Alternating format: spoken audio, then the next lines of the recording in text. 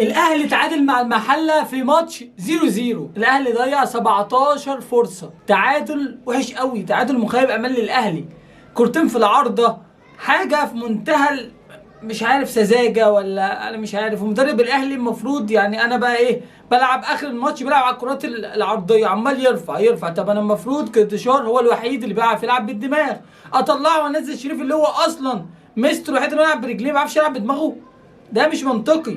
وان انا لو عايز اكسب محتاج ان انا خلاص اشيل بقى اليو ديانج. خلاص هو غزل المحله ما بيهاجمش تقريبا، ما بيهاجمش، اروح اخد بعضي والعب باتنين مهاجمين. ده المفروض المنطقي لاي مدرب عاقل، اي واحد ماشي في الشارع هيقول كده، بس ده ما حصلش للاسف. الاهلي بادئ السنه دي الموسم بدايه وحشه قوي قوي. اول 3 ماتشات تعادل ماتشين وكسب ماتش. الاهلي بيلعب على سطر وبيسيب سطر. الاهلي معاه كميه نجوم تقعد الدوري المصري اللاعب فيهم بس بمقام فرقه في الدوري المصري بالقيمه التسويقيه بتاعتها. تعادل مخيب للامال لكل جماهير النادي الاهلي، لكل من بيشجع النادي الاهلي. والاهلي فنش بمين؟ بحسين الشحات وطاهر. اللعيبه تحسها مش في فورمتها خلاص، تحس انهم ساعه ما جه زيزو وتريزيجيه هم خلاص فقدوا الامل ان هم يلعبوا، مفيش كده طاقه وحماس فيهم. بس الصراحه احب احيي غزل المحله ان هم عرفوا يقفلوا الملعب حلو على النادي الاهلي، والتوفيق كان معاهم. وكان ما كانش موفق الاهلي النهارده، من ضمن الاسباب ان الاهلي النهارده ما كانش موفق. بس صراحه غزل المحله عمل جيم دفاع حلو جدا.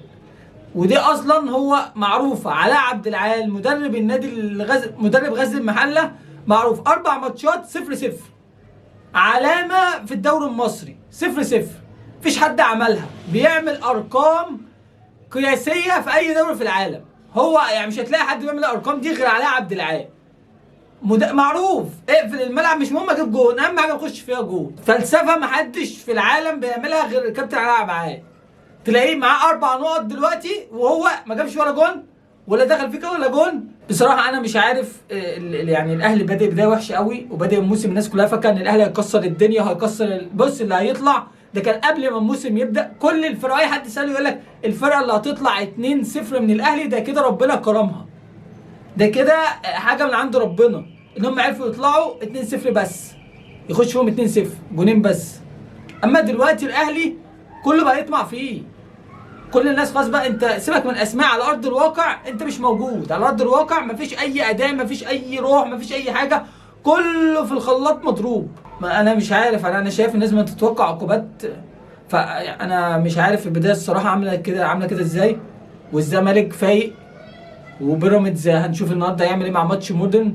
وبيراميدز برضو لسه ما جاش في الفورمه، بس هو الزمالك حاليا في الموسم هو الوحيد اللي فايق. فالاهلي لو كمل بالطريقه دي لسه ما قابلش الناس التقيله، لسه ما قابل. ده لسه بقى ماتش بيراميدز. هنشوف هنعمل ايه بقى ماتش المرتقب اللي جاي يوم الجمعه الجايه، ماتش الاهلي وبيراميدز.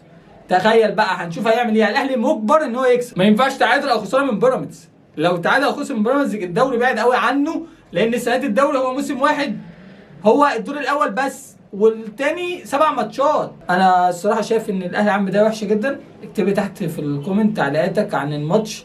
شايف ان الاهلي السنه دي عامل ايه؟ انا شايف السنه دي الاهلي كحل، الدنيا بايظه معاه. اكتبي تحت في الكومنت تعليقاتك، وما تنساش تشترك في القناه وتفعل زر الجرس.